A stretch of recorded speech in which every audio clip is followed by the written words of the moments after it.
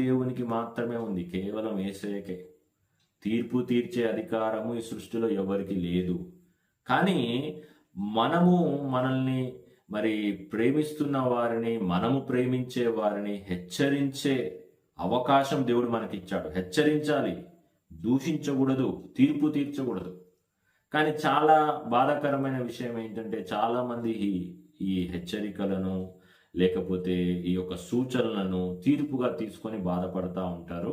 కొంతమంది తీర్పు కూడా తీర్చేస్తారు. కొంతమంది మహానుభావులు ఉంటారు, తీర్పు కూడా తీర్చేస్తారు. ఎట్లా తీర్పు తీరుస్తారంటే ఇక వారే దేవుళ్ళైనట్లు తీర్పు తీరుస్తారు. అది అత్యంత ప్రమాదకరం. ఆ విషయంలో చాలా జాగ్రత్తగా ఉండాలి.